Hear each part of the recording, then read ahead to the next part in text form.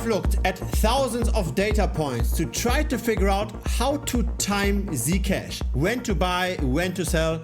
Now why Zcash? Because Zcash is the only cryptocurrency on the entire Binance platform that made more than a 10x last year. Most altcoins went down, but Zcash is a clear outlier. Now 5 days ago, the Zcash Foundation has patched a critical bug that has helped the current rally to further accelerate from the bottom in March of this year to current prices. We are up almost 150%. Now this is the Zcash price relative to the altcoin market. I like to look at relative valuations, not just the US dollar chart, because again, there is so much correlation within crypto.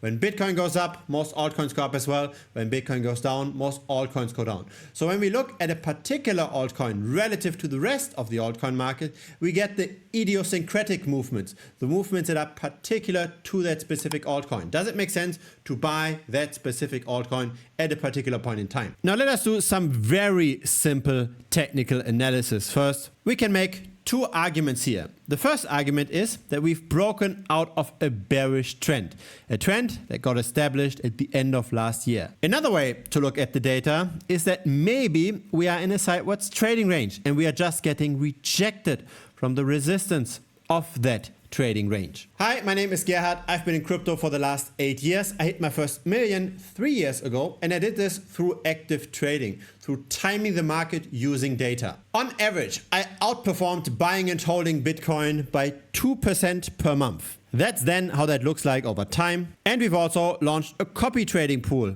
last year. This year, we are on track to achieve the same, roughly 40% per annum. Now, besides the security patch, we do have other news that help the Zcash price. For example, Multicoin Capital bought a lot of Zcash. And the Grayscale Zcash Trust has seen new heights in terms of trading volume. Of course, there are always the typical promoters on Twitter predicting a 500x in Zcash's price. Zcash has a market cap of 9 billion. A 500x would bring it to 4.5 trillion. So 3 times the market cap of Bitcoin. I don't think that's very realistic. Now here is Zcash's US dollar price. Not versus the rest of the altcoin market, but simply in plain US dollars.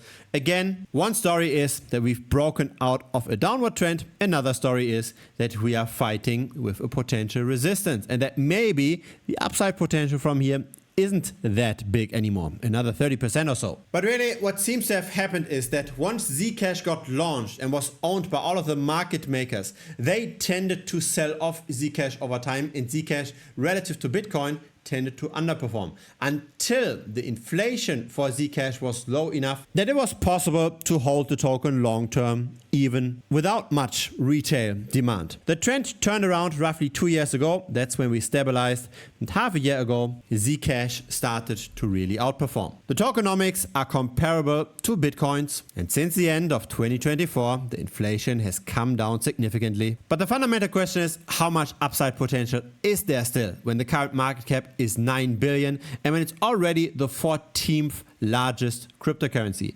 A doubling from here would bring it into the top 10. A 5x would bring its market cap close to Solana's, and with a 10x we are above BNB and XRP. If you ask me, I think it's unlikely that Zcash will suddenly flip Solana. But there is a lot of hype, as in the social dominance is going up, and a rally like this leads to a lot of liquidations. And so this is where we really find out what's going on when a price rallies that quickly.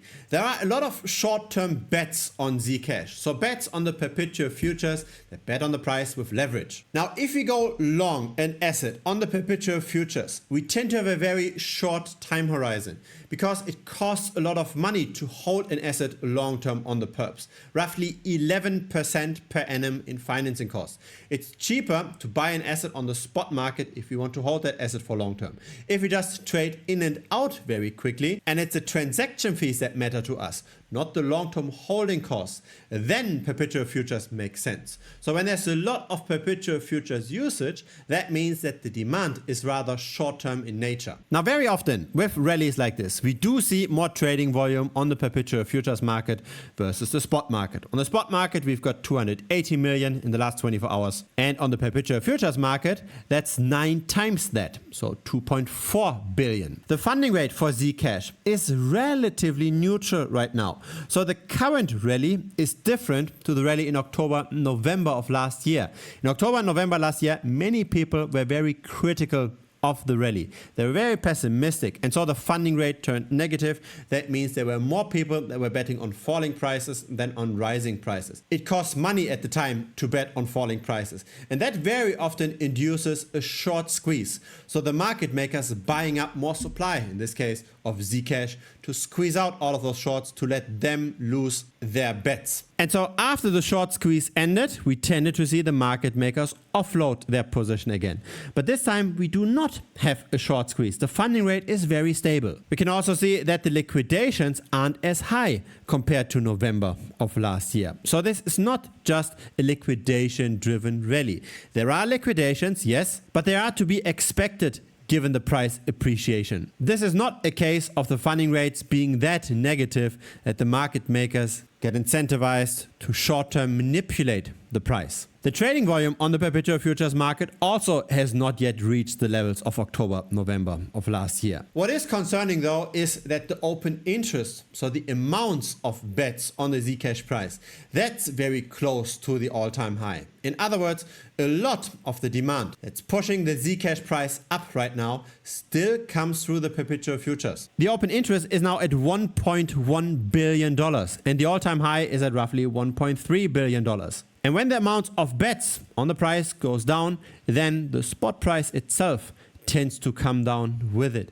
And that's the big danger. So this is not just spot buying. This is buying through the perpetual futures, and that means buying for the short term, not for the long term. And so since there's so much volatility in the Zcash price, since it can go down by 66% versus the rest of the altcoin market, I was wondering, is there maybe a way to time the market somewhat? I have run the backtest. I have run the simulation of buying and selling Zcash. And that is over here, and that's the golden and death cross of the 2 versus 8 day simple moving average. Using that approach, we tend to outperform buying and holding Zcash a lot. This is the portfolio value over time, and this is an approach that tended to work well. How well? The buying and holding, of course, very long term, brought very poor performance of Zcash, again because of the long-term underperformance versus Bitcoin. But using the 2-day versus 8-day simple moving average by going long and short outperformed quite a bit. Plus 78% versus minus 48%, and that's happening very consistently. And so this is where we are right now. We had our golden cross, the 2-day simple moving average, crossed the 8-day moving average. That was on the 30th of April. And currently the price still continues to appreciate very, very quickly. But once that appreciation halts, once we get a death cross, I would likely take a shot at shorting Zcash, because it's very hard for an asset like this to continue growing when the market cap is already that large. That would of course be a short-term trade, just taking advantage of a potential deflation of the price. That's not my long-term conviction. As long as the 2-day SMA is still above the 8-day SMA, the positive momentum is still intact. By the way, if you're interested in joining this year's copy trading pool, then feel free to check out Premium. Over here is our target performance, 44% per annum. That's what we achieved last year. That's what we are on track to achieve this year again. I'm also sharing the individual trades here in the channel, so you can also just manually copy trade. This year was April 30th, where we turned bullish on BitTensor. If it's your first time here, feel free to subscribe. I publish here regularly. A like would be very much appreciated as well. It helps the channel grow. See you next time here on YouTube or see you on Premium. Cheers!